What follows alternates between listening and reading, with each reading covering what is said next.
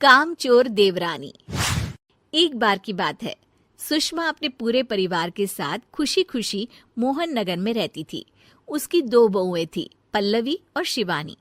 एक दिन दोनों बहुएं रसोई में काम कर रही होती है कि तभी उनकी सास सुषमा उन्हें बुलाती है। अरे बहू, जरा इधर तो आना।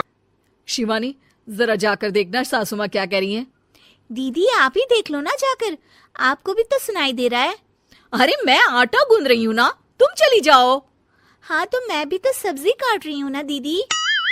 अरे बहू, जल्दी आओ। ओह, ये तो जाएगी नहीं। मैं ही जाकर देखती हूँ कि क्या करना है। पल्लवी सुषमा के कमरे में जाती है। जी मम्मी जी, क्या हुआ? शाम को घर पर कुछ मेहमान आने वाले हैं, तो तुम अच्छा सा खाना बना लेना बहू। ठीक है मम्मी जी, आप बता दीजिए क्या क्या बनाना है और कितने लोग आ रहे हैं। सुनील की मौसी जी और उनका पूरा परिवार आ रहा है। कुल मिलाकर 3 लोग और हमें मिलाकर हुए 9 लोग। तो अभी से ही तैयारी करना शुरू कर दो।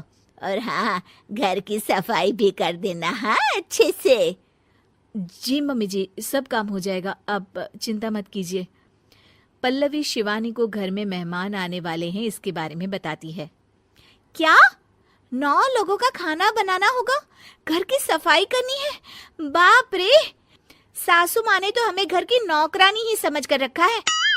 ऐसा नहीं बोलते शिवानी, हम इस घर की बहू हैं और घर के काम करना हमारा फर्ज है। दीदी तो है ही सासू माँ की चमची, जब देखो सासू माँ सासू माँ। मैं तो इतना सारा काम नहीं करने वाली। शिवानी कपड़े लेकर गमला साफ कर रही होती है और चक्कर आने का नाटक करने लगती है। मेरा सर चकरा रहा है।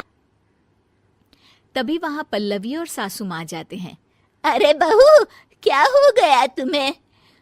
मम्मी जी, बहुत तेज सर में दर्द हो रहा है। तुम एक काम करो शिवानी, आराम कर लो।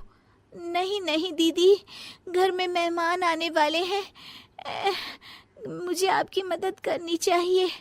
अरे कोई बात नहीं शिवानी, तुम आराम कर लो, मैं सब काम कर लूंगी। ठीक है दीदी, अगर आप इतना कह रही हैं तो आराम कर लेती हूँ। शिवानी आराम से अपने कमरे में मैगजीन पढ़ रही होती है। इसे कहते हैं आराम की जिंदगी। इतना सारा काम। चलो, सारा काम खत्म हो गया, शिवानी को देख आती हूँ। शिवानी अपने कमरे में ईयरफोन में गाने सुनते सुनते सो जाती है और उसके साइड में मैगजीन भी रखी होती है। पल्लवी वहां आ जाती है और वो सब देखती है। ओहो, तो मतलब सब काम चोरी का बहाना था। अभी बताती हूँ इसको। घर का सारा काम मुझे करना पड़ा और ये महारानी यहाँ मैगजीन पढ़ रही है, गाने सुन रही है। पल्लवी रसोई से एक प्लेट और चम्मच लेकर आती है और शिवानी को थाली बजाकर उठाने लगती है। शिवानी अचानक से उठती है। उठ गई महारानी, गाने भी सुन लिए, मैगजीन भी पढ़ ली। तुम तो बहुत बड़ी झूठी निकली शिवानी। तुमने सर दर्द का बहाना बनाया ताकि काम करने से बच सको। हाँ, बनाया बहाना, तो क्या करती? इतने सारे काम करती। मुझे कोई शौक नहीं है चापलूसी का। क्या चापलूसी? तुम्हें लगता है कि मैं सारे काम चापलूसी के लिए कर रही हूँ? नहीं तो क्या। तभी वहां सासू माँ आ जाती हैं। अरे बहू, वो लोग बस आने ही वाले हैं, तुम तैयारियां कर लो। जी सासू माँ, तुझे तो मैं बाद में देखती हूँ। सब खाना खाने बैठते हैं और खाना शुरू करते हैं। तभी सुनील की मौसी बोलती है। वाह भाई वाह, खाना तो बहुत ही अच्छा बना है सुषमा जी, एक एक चीज में क्या स्वाद है। ये सुनकर शिवानी मुंह बना लेती है। उसे अपनी जेठानी की इतनी तारीफ रास नहीं आती। आपकी बहुएं तो बहुत ही अच्छा खाना बनाती हैं। हाँ, बनाती तो दोनों ही अच्छा है, पर आज ना ये सारा खाना बड़ी बहू ने बनाया है। छोटी बहू की तबीयत ठीक नहीं थी, सो इसलिए। मानना पड़ेगा सुषमा जी, आपकी बड़ी बहू तो बहुत ही गुणवान है। पल्लवी की तारीफ सुनकर शिवानी को जलन होती है। पल्लवी ये सुनकर खुश हो जाती है और शिवानी की तरफ देखकर उसे चिढ़ाती है। कुछ देर बाद मेहमानों के जाने का वक्त हो जाता है।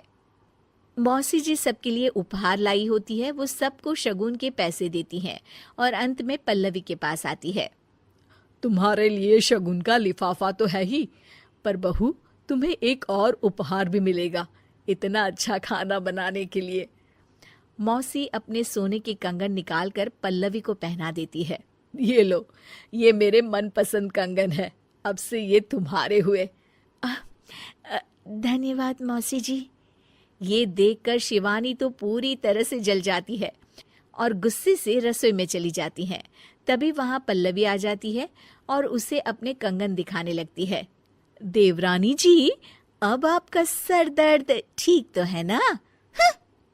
मुझे लगता है कि अब सर दर्द शुरू हो गया होगा आपका। Thank you for watching this video. If you enjoyed it, please Like and subscribe.